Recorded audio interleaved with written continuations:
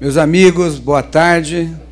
Dando aí continuidade ao nosso ciclo de debates dos sindicatos de engenheiros do Estado de São Paulo, a engenharia, o Estado e o país. Hoje nós estamos trazendo com muita honra, recebendo aqui a candidata Ana Luísa, candidata a Senado pelo PSTU. É uma honra para nós, muito prazer em tê-la aqui conosco. Por favor. Importante candidata que tem um trabalho sindical bastante conhecido por todos nós, é um quadro bastante importante na área política. Para nós, sindicatos de engenheiros, é uma satisfação tê-la aqui, um aprendizado a mais, discutirmos e escutarmos aqui a candidata, e é uma oportunidade para todos nós discutirmos, sabermos do seu programa, e obrigado pela sua presença e pela delicadeza conosco. A palavra é sua. Muito obrigada. Boa tarde a todos e todas, trabalhadores do sindicato e também da direção. Mais uma vez, agradecer a oportunidade que essa entidade nos dá de apresentar as nossas propostas, de conversar com vocês, né? É uma oportunidade rara. Infelizmente, o espaço que nós temos hoje para apresentar as nossas propostas é bastante restrito na imprensa, na mídia. Não há um espaço democrático. Hoje, os grandes partidos têm um espaço grande na imprensa, na TV, nas instituições, e os pequenos partidos, o que representa o novo para nós, de fato, não têm oportunidade de se comunicar, não têm oportunidade de levar suas propostas. Então, para nós do PSTU é muito importante que essa entidade, aqui, o Sindicato dos Engenheiros, dá para todos nós de apresentar as nossas propostas. Eu já tive a oportunidade de estar aqui em 2012, quando fui candidata à prefeitura do município de São Paulo, e, nesse momento, a minha candidatura é ao Senado, e estamos nós, o PSTU e o PSOL, numa frente, aqui no Estado de São Paulo, a frente esquerda, e nós defendemos, para o conjunto dos trabalhadores, um outro tipo de Estado, um outro tipo de governo, né? E nós trabalhamos com a seguinte questão, né? A princípio, nós consideramos que o momento político que nós vivemos hoje, depois da grande mobilização de junho de 2013, é um novo momento. Partimos dessa situação. Nós tivemos um momento em junho de 2013 que a população, principalmente o setor jovem, né, foi para a rua reivindicar direitos, né, vários direitos. Teve um estopim, que foi a questão do transporte. E nós percebemos naquele momento, mesmo nós militantes, né, retomamos esse estímulo, né, de perceber que as mudanças elas se dão, de fato, quando as mobilizações ocorrem com muita força, né? De fato, o momento eleitoral é um momento importante, onde nós apresentamos as nossas reivindicações, onde nós debatemos sobre a política, isso é muito importante, mas as grandes mudanças mesmos, elas ocorrem quando há uma grande luta, momentos de grande mobilização. E foi isso que aconteceu em junho.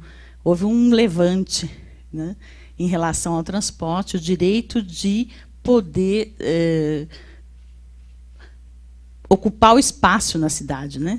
O direito de poder ir e vir numa cidade onde as distâncias são imensas e o preço dos transportes é muito caro. Para a maior parte da população, R$ 3,00 segue sendo muito caro. Tanto é assim que 1/3 da população, os levantamentos que nós temos, é que 1/3 da população faz todo o seu percurso a pé. Isso é uma coisa impressionante, porque não tem condições.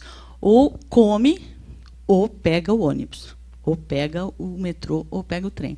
Então, os motivos para aquele levante eram muito, muito importantes, né? Então, tendo claro isso, e, além disso, desse direito de se transportar, os outros direitos, né?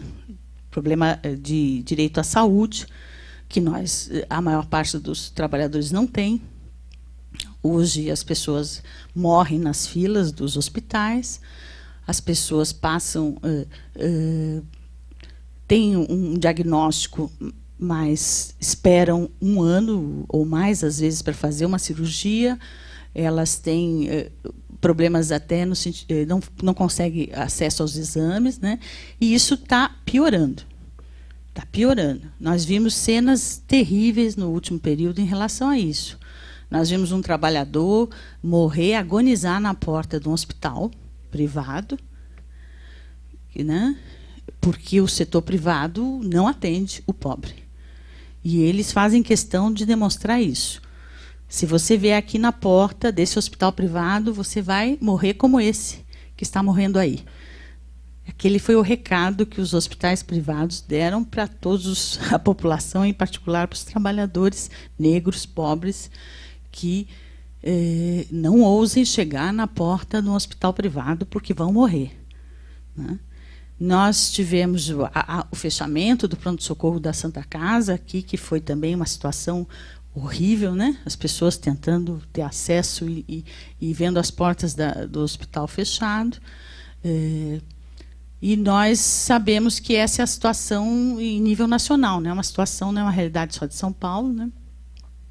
Na educação, nós estamos vendo agora a greve da Universidade, da USP, da Unicamp e da Unifesp, 3 patrimônios, né, desse Estado,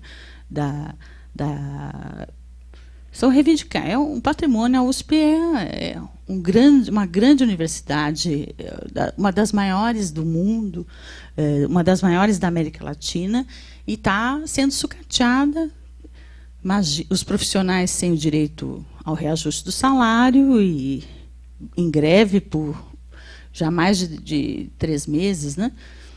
Então, essa é a política em relação à educação, fora o problema do ensino básico, do ensino fundamental, que é o fato dos jovens saírem da escola sem ter conhecimentos, né? Sem conseguir interpretar um texto, né? Sem conseguir ter conhecimento de outras ciências e situações de analfabetismo que segue, né? Ainda não está resolvido, são milhões ainda que não foram alfabetizados, e tem os que saem da escola sem capacidade de compreensão de textos, sem capacidade de resolver questões de matemáticas mínimas. Houve pesquisas recentes que confirmam que segue um decréscimo aí no conhecimento dos nossos jovens, né? Então, esse problema da educação é grave. Os problemas de transporte continuam e a resposta do governo é privatizar. E agora nós estamos vivendo o problema da água, né? Que essa é a última, o limite do limite que nós estamos chegando. Chegar a uma situação em que nós sabemos, logo depois do dia 6, aí, no dia 6 de outubro, por aí, a gente vai provavelmente ter esse problema gravíssimo, que é não ter problema com abastecimento. Uma situação que já é realidade há muito tempo nos bairros da periferia. Quando a gente fala dessa questão de possível situação de haver desabastecimento, em São Paulo, o pessoal costuma dizer, eu estou andando aí na campanha, o pessoal diz, olha, aqui isso já acontece há muito tempo, né? Tem dia que tem água, tem dia que não tem, e essa é a situação. E nós achamos que essa situação que vive o nosso país, vive São Paulo, e por isso as pessoas foram às ruas e fizeram aquela grande mobilização, né? Ela tem solução.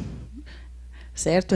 Nós não concordamos com o que dizem a maior parte dos governos, que é o problema da chuva, ou que é um problema de que é muita gente, não dá para dar atendimento à saúde, porque tem muita gente em São Paulo, tem muita criança, e que os recursos não sejam suficientes. Nós achamos que tem condições, sim. O problema é como você utiliza esses recursos. Então, o nosso país é a 7ª economia do mundo. São Paulo é o estado mais rico desse país e ele tem condições, sim, de dar esse atendimento. O problema é que a forma como você trabalha com orçamento no sentido de desviar os recursos públicos para o setor privado. Então, o país arrecada muito, mas na hora de fazer a divisão desse orçamento, ele começa já com 40% do orçamento para o pagamento de juros da dívida pública, e isso nós, na nossa opinião, e os estudos que os nossos colegas fazem, os companheiros da Receita, os trabalhadores, os sindicatos da Receita, o levantamento é que essa dívida já foi paga, né? O que se defende, inclusive, é que tem uma auditoria dessa dívida, mas no sentido de esclarecer a população, de dar mais elementos para que isso fique claro. Mas nós sabemos que já foi paga porque é uma dívida que você paga e ela aumenta, como toda dívida no banco, né?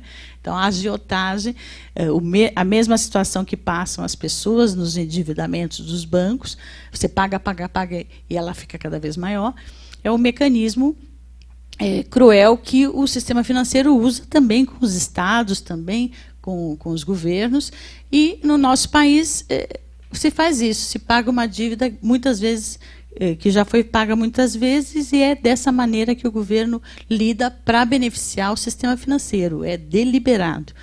Além disso, o governo desonera as empresas de pagamento de impostos, né? Nós vivemos aqui, a empresa automobilística teve isenção de IPI, sucessivas isenções de IPIs, e ela lucrou muito com isso, ela envia os seus lucros, né, para as matrizes fora do país, né? E o BNDES empresta recursos, faz isenção de impostos, e quando ela passa por um período de crise, que está iniciando agora, né, que estamos vivendo uma crise de crescimento, né, das vendas, ela demite os trabalhadores, ela cobra dos trabalhadores, reduzindo direitos, reduzindo postos de trabalho, para não perder seus lucros, né? Então, o governo utiliza tudo que nós produzimos, tudo que nós arrecadamos para beneficiar os grandes empresários, né? Também em relação ao agronegócio, tem a política de mudar a legislação em relação às multas que deveriam pagar pela questão das florestas, né? Não tem o reflorestamento, não se exige do agronegócio isso, permite que se produza no nosso país cada vez menos alimentos para a população e cada vez mais produtos para exportação, né? E toda uma política que não beneficia o povo trabalhador. Então, o que nós sintetizamos na nossa campanha é que é preciso governar para os trabalhadores, para a maioria da população, que é quem constrói a riqueza do nosso país. Se você muda essa lógica, você atende todas as outras necessidades, todas as pautas que Junho reivindicou em relação a direitos. Agora, para fazer essa mudança, se para reduzir os 20 centavos nós fizemos um mês de mobilização de rua toda semana, para fazer mudanças, essas mudanças que eu estou falando aqui, vai precisar mobilizar muito mais. Então, nós estamos aqui num sindicato, eu sou sindicalista também, significa unir as nossas lutas, as nossas organizações sindicais, com a juventude, com o conjunto da população, numa grande mobilização para garantir que isso ocorra. Nós achamos que, da forma como é feito o processo democrático, o processo eleitoral no nosso país, isso não permite mudanças nunca. A cada 2 anos você vota, mas as coisas continuam igual. Às vezes pioram, geralmente pioram até. Porque não se muda não muda quem governa, porque os candidatos, os 3 principais candidatos, como eles costumam falar, estão associados às empresas.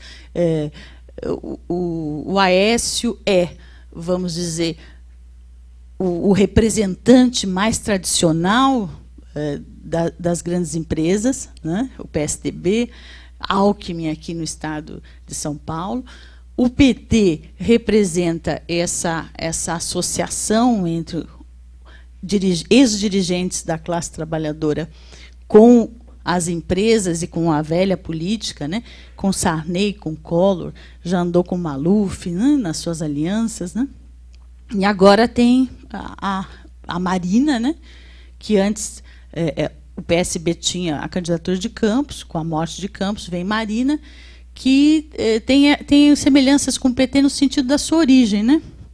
De ter sido um dia uma representante da luta do povo do Acre, né? Dos seringais, dos povos da floresta, mas que também, para governar, buscou a aliança agora com o representante, o seu vice, que é do agronegócio. Então, é uma forma de chegar ao poder já entregando o poder antes mesmo, né? E isso a gente pode observar não só nas alianças que são feitas, né, nas candidaturas, mas principalmente no financiamento dessas campanhas. Então, teve agora você pode acessar quem financia as campanhas, né? Então, teve um levantamento. Primeiro, que as grandes empresas financiam os 3. Elas jogam, põem recursos financeiros nos 3 candidatos, né? Outra é que 65% desse financiamento era de 3 empresas, né? A Friboi, a Ambev e a OAS, que é uma empreiteira construtora, né? Então, a gente estava brincando nas conversas nossas, dizendo a gente ainda não sabe quem vai ganhar, mas já sabe quem vai governar. É só olhar o financiamento. É uma maneira de você ver que são os mesmos, que já financiaram as outras. Então, nessa lógica da forma como é feita o processo eleitoral, né, no nosso país, leva sempre aos mesmos resultados, e os empresários, nós sabemos, eles não fazem doação, eles fazem investimento. Então, você sabe que ele está dando X de dinheiro para pegar mais depois, né, com os contratos, né? Com os contratos, aí você vai ver o processo do metrô aqui em São Paulo. Então, as empresas que estão sendo investigadas são as maiores financiadoras de Alckmin e de Serra. A gente compreende por que, né, esse mecanismo. Então, nós acreditamos que é possível mudar, sim, e a nossa campanha procura apresentar essas nossas propostas. Em primeiro lugar, a questão do orçamento. Então, suspender o pagamento dessa dívida que já foi paga várias vezes, para que a população compreenda esse mecanismo da dívida como uma extorsão de recursos públicos, né, de recursos do nosso país. Fazer uma auditoria para que haja uma compreensão, para que a gente possa chegar juntos a essa conclusão, né, de que isso é nefasto para a nossa economia, fazer auditoria para poder parar de pagar, ou se houver alguma parcela disso que seja devido realmente, discutir o pagamento e superar esse problema. E, a partir daí, ter um orçamento, ter a distribuição das riquezas do nosso país para resolver esses problemas todos que a população tem. A gente também, em relação a todas as questões de direitos, né, Então, há necessidade de ver o orçamento e há necessidade de reestatizar as empresas. Por exemplo, a questão da água aqui.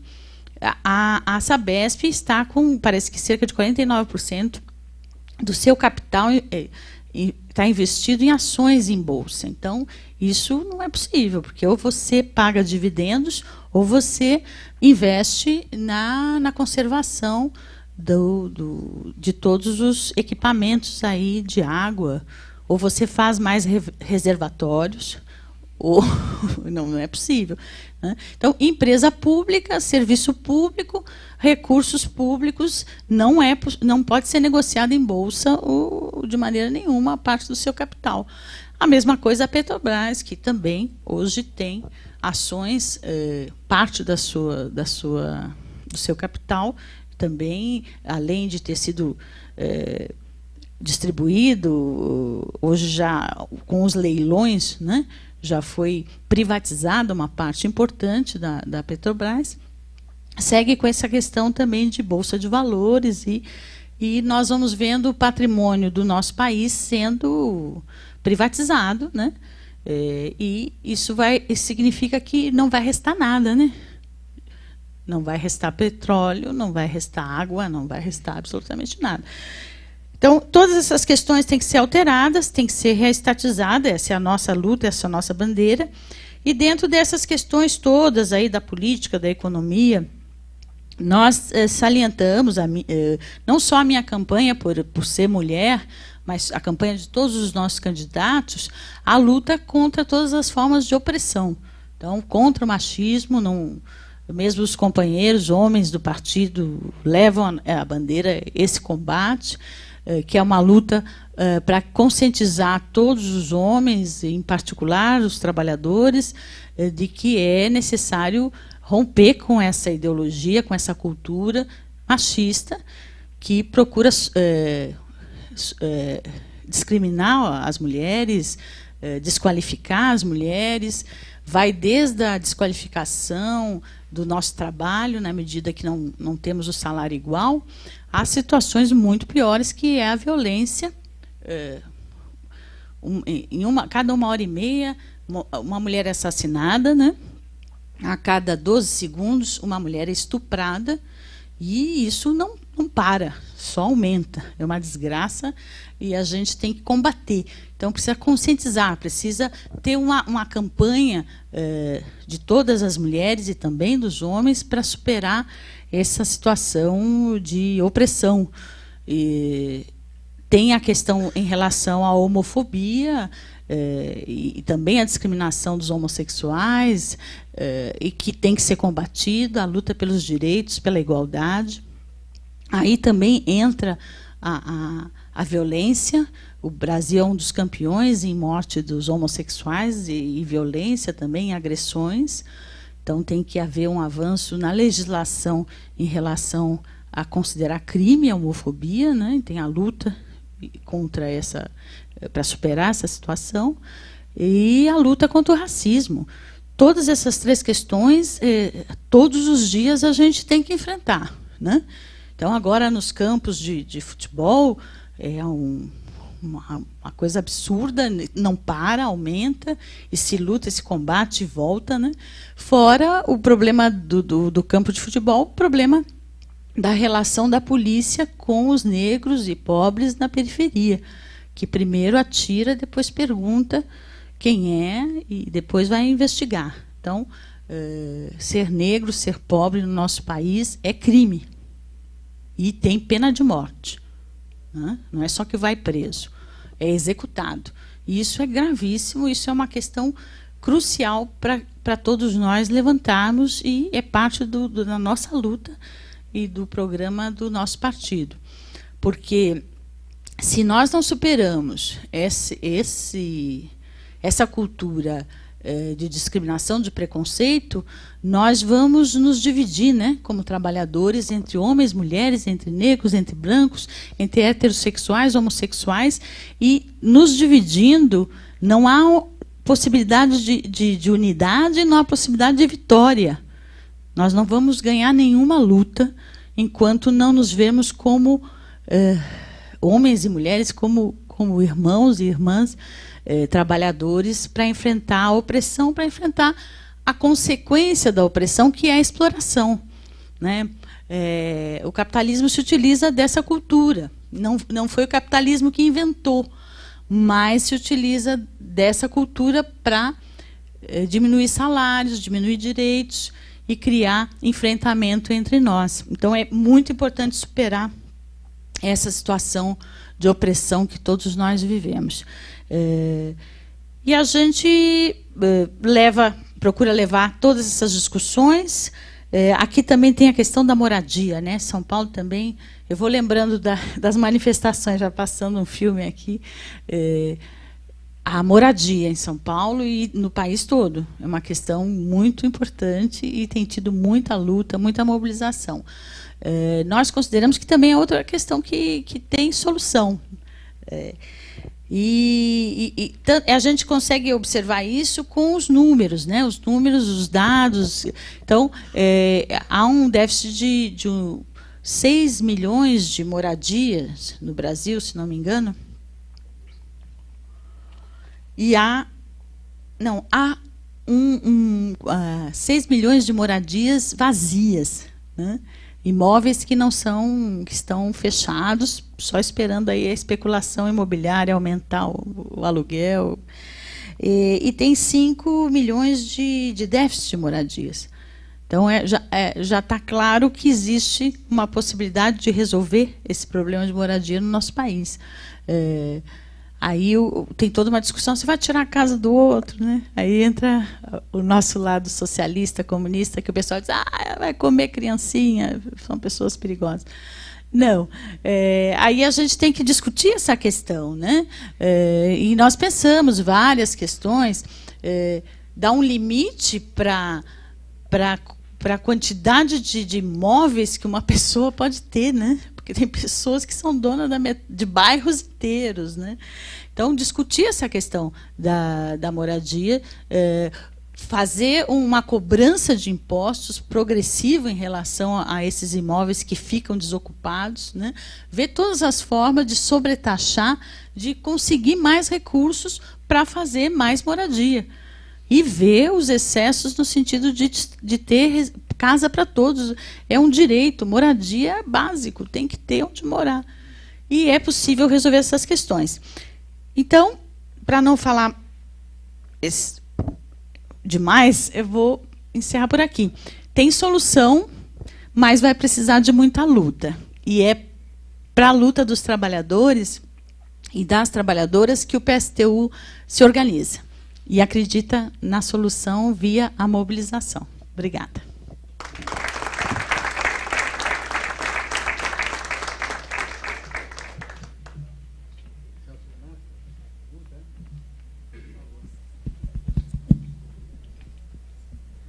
Candidata, boa noite. Queria parabenizá-la pela coragem de uma mulher enfrentar um Senado, que é muito difícil no Brasil, né? Eu entendo que são poucas vagas para o Senado, são 3 vagas. Um eleitorado de 22 milhões de eleitores ou mais, né? A senhora vai concorrer, né? E tomara que a senhora tenha muita sorte. Eu queria parabenizar também o PSTU pelo trabalho que ele tem feito no Vale do Paraíba. Eu sou aqui diretor do Sindicato dos Engenheiros de São Paulo e também atuo no Vale do Paraíba, né? Recentemente, uma empresa está querendo tirar um benefício já conquistado pela categoria do PSTU e também dos engenheiros, né, que trabalham juntos, estão unidos lá no Vale do Paraíba, né, e querem modificar, alterar sem acordo coletivo, um benefício sem discussão, né, e majorar em 30%, 40% a coparticipação do profissional. Isso o PSTU já entrou com uma situação na Justiça Comum, paralisou o processo, né? O Sindicato de Engenheiros também entrou, né? E eu gostaria que a senhora acompanhasse de perto esse processo, como a senhora é uma sindicalista, né? E o PSTU tem feito muito bem isso lá na nossa região, né? Quero enaltecer, acompanho isso nos nossos jornais do Vale, né? E conquistas grandes lá na questão salariais, né? na periculosidade, enfim, quero parabenizar o PSTU por isso. E quero dedicar à senhora aí um esforço muito grande na nossa região, que já pode conseguir muitos votos lá, né, perante o trabalho que é feito por lá. E pode contar com a gente também. Muito obrigado.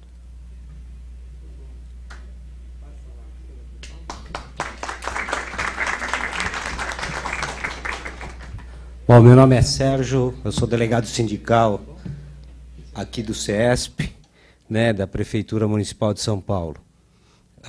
Eu gostaria de saber qual o seu pensamento com relação, em especial, aos funcionários públicos, sobre a valorização, ou o tipo de valorização que você poderia promover ou nos ajudar a promover, face a todos os estudos que existem, em especial ao funcionalismo, de maneira geral, né, da falta de aplicação, né, aplicação financeira, aplicação de estudos, aplicação nesses funcionários públicos que estão, de alguma forma, né, levando os estados, os municípios e a própria federação. O que a senhora pensa disso tudo? Porque nós, engenheiros, arquitetos e outros outros funcionários públicos municipais estão aí há mais de 10 anos recebendo 0,01% de aumento. Obrigado.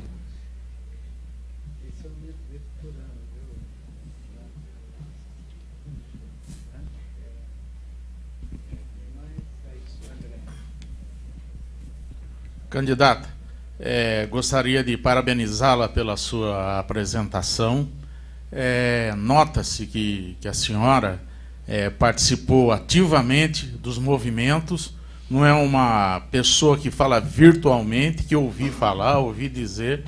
Parabéns pela sua gestão junto a esses movimentos. A senhora descreve para a gente um Brasil que, nossa senhora, tá horrível. Parece que não tem solução mais. Para solucionar esses problemas, vai ter que coligar com muitas facções políticas no próprio Senado, onde a senhora está se habilitando a ser a nossa representante do Estado de São Paulo. Como atingir esses objetivos sem se coligar com essa classe que existe no Senado em Brasília?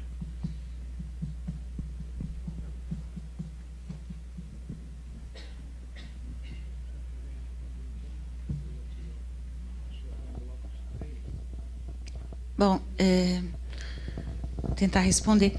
O primeiro colega foi Celso Renato. Então, nós temos um trabalho que nós temos muito orgulho, né, no Vale do Paraíba. Os nossos companheiros dirigem os sindicatos metalúrgicos junto com outros companheiros independentes, não são todos militantes do partido. E nós temos uma história importante lá, de todas as lutas. Como o sindicato é muito importante na cidade, na região, a nossa participação nas lutas, de uma maneira geral, fortalece mais a entidade e os nossos companheiros lá.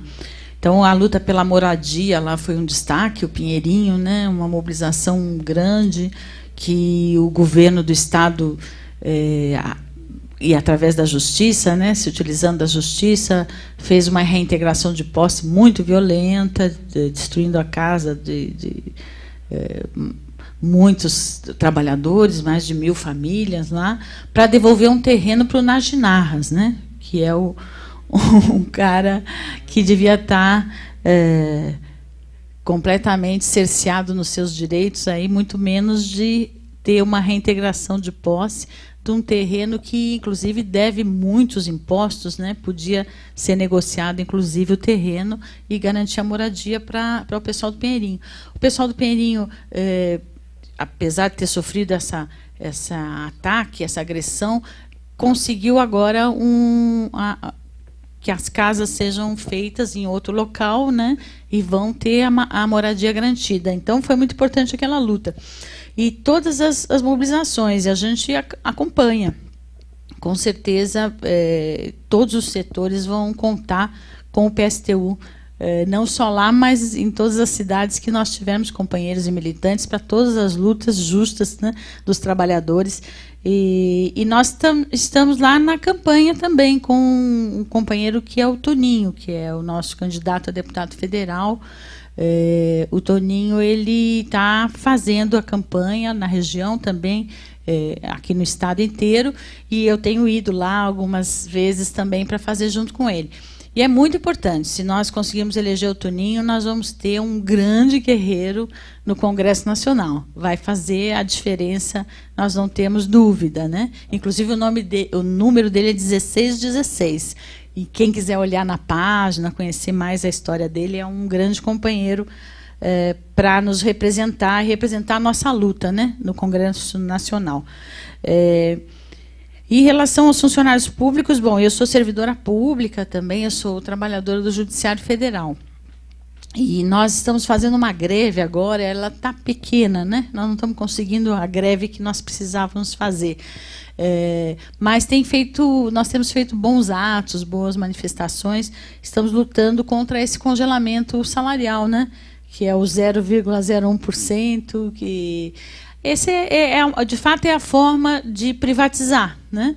Então, a primeira maneira do governo privatizar uma empresa pública, né, é esse ataque aos salários e aos direitos. Então, a política de sucatear a empresa começa pelo servidor, né? E isso é terrível. Então, é uma luta central para nós. Nós tivemos a nossa previdência aí roubada, né? E agora os salários congelados, e há as terceirizações, né? Que é uma forma de você precarizar o serviço público cada vez mais. Então, os servidores públicos, têm muita luta para travar. Nós estamos precisando aproveitar esse fenômeno de junho, que foi quando todos foram para a rua para reivindicar serviços públicos. Nós fazemos uma relação com o movimento social. Nós precisamos, nas nossas pautas, incluir a pauta da população. Muitas vezes a gente não faz, põe o percentual de salário, né? Mas tem que pôr o pedido de mais recursos, né? Nós temos que fazer todo o esforço para sair do isolamento, porque senão os governos vão taxando, né? Sucessivos governos, começou com os marajás no Collor, depois veio os vagabundos, né, Fernando Henrique, depois a Dilma disse que nós temos sangue azul, e é um assédio moral pela imprensa contra os servidores públicos, que vai fazendo com que a população reivindique o serviço público, mas não reivindique o servidor. Fica uma coisa completamente inviável de se garantir, porque há um assédio, há um ataque constante na imprensa contra os nossos direitos. E, ao mesmo tempo, embora a gente muitas vezes não consiga fazer essa unidade entre a luta do povo por direitos e a nossa, ainda assim, se ainda existe serviço público, nós somos os responsáveis por isso. Eu reivindico como essas nossas lutas, tantas, sustentam, têm evitado. Se a USP ainda não é uma universidade privada, tem a ver com essa garra que os servidores, os professores, os alunos têm. Essa garra de defender, de ir para a rua, de enfrentar a PM, enfrentar a polícia. E com certeza ainda é uma universidade pública com a qualidade que ela tem, por essa garra dos que lutam para defendê-la, né? Então, é muito importante para nós essa luta, e vai contar sempre com a gente. Bom, os problemas que o André falou, dos problemas do Brasil, são muitos, e para resolver teria que haver as coligações. E nós achamos que não é isso. De fato, o que nós não podemos perder, qualquer companheiro nosso, companheira que se eleja para um cargo no Congresso, não pode perder de maneira nenhuma a relação com os movimentos sociais. Essa é a relação que não se pode perder. As alianças lá dentro não servem para nada, porque você vai se aliar com o oposto, né? Não, então, essa aliança com Sarney, com Collor, com Maluf, com com Michel Temer, com Renan Calheiros, essas coisas absurdas que a gente vê no Congresso Nacional, elas só servem para alterar o compromisso do parlamentar com a sua origem, né? Então não pode, isso não tem coligação, não tem aqui fora e não vai ter lá dentro, vai ser guerra. A guerra que a gente trava aqui fora vai ter que travar no Congresso Nacional. E porque o que muda na nossa concepção, e historicamente está comprovado isso, é a ação direta do povo, né? Todas as nossas conquistas, jornada de trabalho, tudo que está sendo atacado hoje, jornada de trabalho, direitos trabalhistas, patrimônios como Petrobras, que está sendo dilapidado, a questão dos direitos, foram conquistas do movimento social, que se transformaram em leis, né? Mas foram conquistas do movimento social. Boa parte delas no início do século passado. Então, o processo da Revolução Mundial, particularmente na União Soviética, 1917, teve greve geral pelo mundo todo, e o Brasil fez greve geral, historicamente. Aí você, em seguida, vem lutas trabalhistas, grandes lutas trabalhistas, que no mundo todo, uma boa parte do que está sendo retirado hoje da gente foi conquistado naquele momento. Então, todo o estado, né, de bem-estar social, que hoje é atacado violentamente na Europa, essas grandes mobilizações que nós estamos vendo na Europa, são conquistas do enfrentamento e das lutas e das revoluções que aconteceram. A burguesia deu os anéis para não dar os dedos. Saúde pública, escola pública, porque o levante popular que aconteceu no mundo todo naquele período também atingiu o Brasil, né? Aí depois vem aquela história, Vargas deu isso, Vargas teve que fazer concessões para o movimento dos trabalhadores e das trabalhadoras nas suas épocas. Todas as grandes mudanças são resultado desses enfrentamentos. Também os direitos das mulheres, né? A conquista do direito ao voto. As mulheres lutaram por esses direitos. Tudo que nós conquistamos é resultado da luta, da nossa luta e da nossa mobilização. Depois se transforma em leis, e lá no Congresso Nacional, geralmente, eles vão vendo o jeito de tirar esses direitos. Vai ter votação no Congresso, eu até assusto. Vão tirar alguma coisa da gente, né? Porque é um mecanismo de retirar, muitas vezes, de retirar direitos. E a gente conquista. Então, ter um parlamentar, ter alguém no Congresso Nacional, importa, é importante sim, nós disputamos, nós nos candidatamos, nós lutamos pelos votos, para fortalecer essa luta do lado de fora, né? Para fazer para dar mais força, para fazer com que a gente tenha mais espaço político e mais apoio para as lutas que nós temos que travar aqui fora. Então, não precisa fazer coligação lá, tem que fazer aliança no movimento, tem que respeitar esse... Aí nós temos muita preocupação, por exemplo, o parlamentar não pode entrar no Congresso e começar a ganhar R$27 mil, né? Então, nós fazemos toda uma discussão, tem que baixar esse salário, tem que baixar todos esses privilégios, tem que cortar tudo isso, tem que fazer uma luta por isso. Porque o que acontece é que o parlamentar entra e se transforma num bandido. Ele começa a fazer todo tipo de maracutaia para manter esse status, né? Então, essa questão dos salários, para nós, é muito importante. Os nossos companheiros seguem ganhando os mesmos salários da sua categoria, da sua... Então, nós temos só 2 vereadores. Uma professora em Natal, que segue ganhando salário de professora. E temos um operário da Construção Civil em Belém, vereador, o Kleber, que segue ganhando salário de operário. Porque não é possível. Eles vão para o parlamento, votam R$700 de salário para a população, salário mínimo, e ganham 27 mil. Aí não é possível, né? Então, tem que fazer muitas mudanças para que... E esse negócio do salário, é salário, passagem de avião, gasolina... Quando viaja, leva a família toda. Isso aí é roubo, né? Disfarçado de... roubo legalizado, né? Então, essas coisas têm que mudar. Então, a nossa aliança é com o movimento social. Essa é a aliança que nós fazemos hoje, fora do Congresso, e lá tem que manter. A tristeza grande, imensa nossa, foi que o PT rompeu com a gente, né? Para coligar com Sarney, para coligar com Collor, ele rompeu com a classe trabalhadora, com os servidores públicos, com os movimentos sociais. Coisa que não precisava ter feito. Não era necessário fazer isso. Né? O PT, em 89, estava empatado lá na disputa para as eleições, né? Com o Collor. E fazia tudo isso, a gente vendia estrelinha, camiseta, reunião nos sindicatos. Então, essa história de que precisa se vender para chegar lá é mais uma mentira. Não é preciso isso. Obrigada.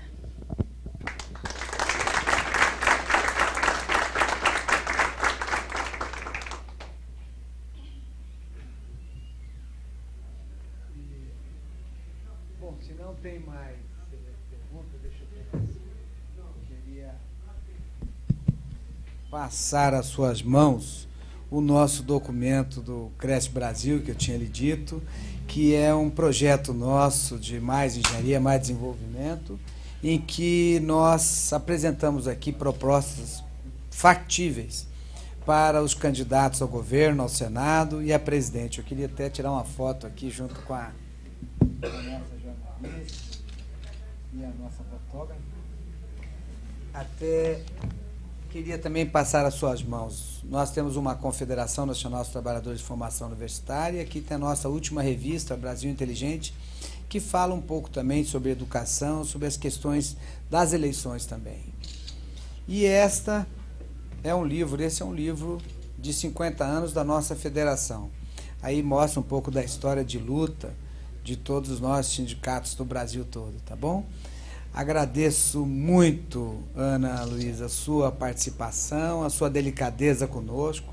É importante para nós esse momento de cidadania, esse momento de nós discutirmos a política nacional, a sua campanha, e para nós, sindicatos de engenheiros, é uma honra tê-la aqui, a porta está aberta, você é um quadro muito importante para nós e gostaríamos de contar sempre com a sua presença. Muito obrigado, a palavra é sua para o encerramento. Muito obrigada. Obrigada a todos e todas por essa oportunidade de conversar com vocês. Tem sido, durante a campanha, sempre os melhores momentos da campanha, quando a gente tem a oportunidade de sentar e conversar, e trocar ideia e esclarecer as dúvidas que existem em relação às campanhas eleitorais, aos candidatos, aos políticos.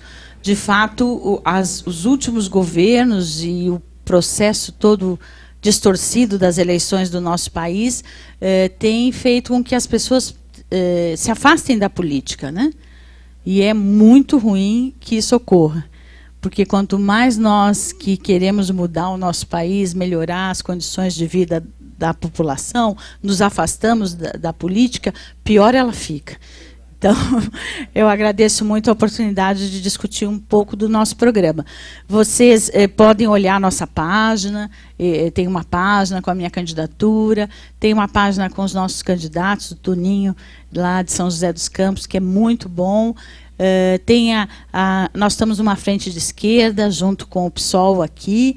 O Maringoni já esteve aqui, né? Que é um companheiro de luta, que nós estamos em campanha juntos. É uma alternativa de esquerda e combativa aqui para São Paulo. E acompanha a minha campanha também. Não vamos entrar nessa do voto útil, né? De ficar sempre escolhendo o menos ruim. A gente acaba votando contra alguém e não a favor de alguém. Então, vamos votar a favor de uma proposta nova. E o PSTU e a Frente de Esquerda, com certeza, é uma boa proposta para todos nós. Obrigada.